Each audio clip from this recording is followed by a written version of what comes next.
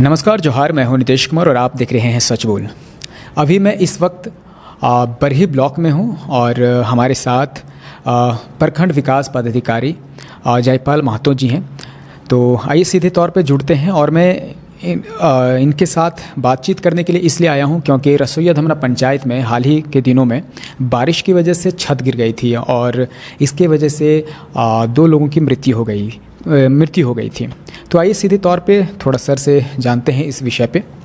Sir, जैसे कि आपको मालूम है कि रसोईया धमना पंचायत में हाल ही के दिनों में बारिश की वजह से छत गिरी थी। सर, तो मतलब आपको मालूम है ये चीज़, तो फिर उन परिवारों के लिए सर क्या हो रहा है? जी, इधर मानसून की अधिकता के कारण लगातार पिछले लगभग 15 से 20 दिनों से हम लोग यहाँ पूरे हजारीबाग में बारिश देखी जा रही है, जो नॉर्मल से ज़्यादा है पिछले सालों की तुलना में। कई घरों के ऐसे गिरने की सूचना आई है, परंतु रसोईया धमना पंचायत में एक छत गिरने से 2 दंपत्ति की मृत्यु हो गई थी। पूरी प्रशासन त्वरित गति से उस पर कार्रवाई करते हुए हम लोग पहुँचे थे और मृतक के जो डिपेंडेंट्स हैं उसके 5 बच्चे हैं, तो उनको हम लोगों ने पूरा भरोसा दिलाया कि हर तरह का जो सरकारी योजनाएं हैं और जो लाभ है उनको दी जाएगी। पहले जो उनका आवास बन रहा था, वो अबू आवास दिया गया था, वो आवास बनकर तैयार था, वो लगभग शिफ्ट करने ही वाले थे, उससे पहले ये दुर्घटना घट गई। तो उसको जो अधूरा था, कुछ काम थे दरवाज़ा खिड़की, उनको करा लिया गया है। और उसके बाद जो और घर थे गिरने जो जर्जर अवस्था से थे, उन परिवारों को शिफ्ट करके पंचायत भवन में रखा गया, उनको राशन उपलब्ध कराया गया। और जो मृतक हैं उनके जो डिपेंडेंट्स हैं, हर तरह का जो सरकारी सहायता है और पर्सनल लेवल पे जो सहायता की जानी चाहिए वो हम लोग पूरी प्रशासन करने की कोशिश कर रही है। इसमें हम लोग प्रमुख रूप से जो योजनाएं हैं, पहले तो जो आबुआ आवास है उसको पूरा करने का काम कर रहे हैं और पूरा परिवार जो पंचायत भवन में है उसको हम लोग 1-2 दिन में उसको शिफ्ट करा लेंगे नए घर पर। जो बच्चे हैं, अभी एक बड़ा बेटा है जो मानसिक रूप से समस्याएं हैं, उनको हम लोग डॉक्टर जो हैं MOIC उनसे बात हुई है, वो ऋण पास के डॉक्टर से संपर्क करके उनका इलाज कराने की कोशिश की जाएगी। इसके अतिरिक्त जो बच्ची हैं, 2 छोटी बच्ची हैं, एक 7th में एक 9th में है, उनको हम लोग दोनों को पहले तो कस्तूरबा में हम लोगों ने एडमिशन उसको करा दिया है और दोनों बच्चियों को मिशन वात्सल्य एक योजना है जिसके थ्रू जो स्पॉन्सरशिप स्कीम है उसमें 4000 स्कॉलरशिप दी जाएगी हर महीने, दोनों बच्चियों को अलग अलग। तो मुझे लगता है पूरे परिवार को इसमें काफ़ी सहयोग मिल पाएगा। एक बड़ी बच्ची है जो 12th पास कर ली है, उसको हम लोग उन बात हो गई है, जो सारी चीज़ें उन लोग घर में ठीक कर लेंगे। उसके बाद हम लोग उसको ट्रेनिंग के लिए भेजेंगे, वोकेशनल ट्रेनिंग के लिए। यदि कंप्यूटर सीखना चाहती है या कोई और काम करना चाहती है तो 6 महीना का या 3 महीना का ट्रेनिंग देकर उसको हम लोग कहीं पर एक रोज़गार का साधन देने का काम करेंगे।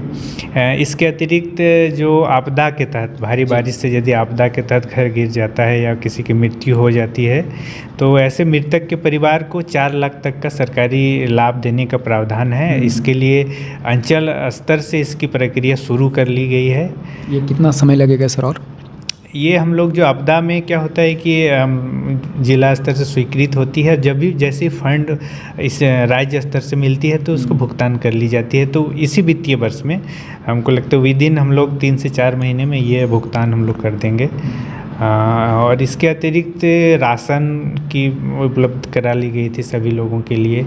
और किसी भी तरह का और समस्याएं यदि आएगी तो प्रशासन हमेशा संवेदनाएं हैं मृतक के परिवार के साथ। जी सर, जैसे बहुत सारे ऐसे भी मकान हैं अभी, चाहे सिर्फ रसोईया धमना पंचायत की ही नहीं बात कर रहे हैं, पूरे बरही प्रखंड की हम बात कर रहे हैं। बहुत सारे ऐसे मकान हैं जो जर्जर स्थिति में है, तो उस पर क्या कहना चाहेंगे सर? उन लोगों को क्या संदेश देना चाहेंगे? बारिश की पूर्व सूचना हम लोगों को IMD से पहले ही जो भविष्य यहाँ फोरकास्ट थी वो मिल गई थी।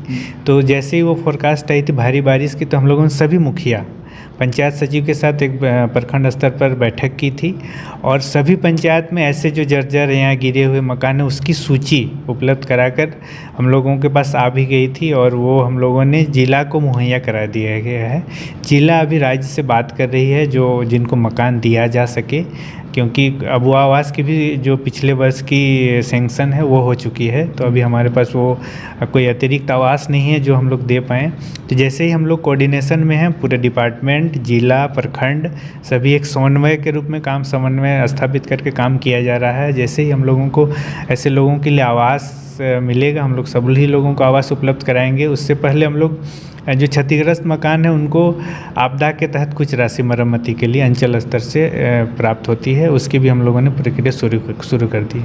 सर, एक मकान है बेंदगी पंचायत में, और आप लोगों के द्वारा और मुखिया जी के द्वारा भी उनको सूचित किया जाता है कि आप लोग यहाँ से शिफ्ट कर जाइए दूसरी जगह पे, या फिर जो पंचायत भवन है वहाँ पे चले जाइए, लेकिन वो गए नहीं है। लेकिन उनका स्थिति हम देखे हैं सर, रिपोर्टिंग की है जाकर के, बहुत ही जर्जर है। तो अगर हो सकता है तो उनको जल्दी से शिफ्ट करवा दीजिए सर, क्योंकि वो बहुत दिक्कत है। ठीक है, मैं अभी बात करता हूँ। छत का भी वो टूट गया है वो। हाँ ठीक है, मैं अभी पंचायत सचिव से बात कर लूँगा, क्योंकि ऐसे अधिकतर घरों को कई पंचायतों में सामुदायिक भवन या पंचायत भवन में हम लोगों ने शिफ्ट करा लिया है। बहुत लोग आना नहीं चाहते हैं, है ना, इसके कारण परेशानी होती है। लेकिन ऐसे लोगों को हम लोग समझाने का काम करेंगे, क्योंकि वो बहुत खतरनाक होगा।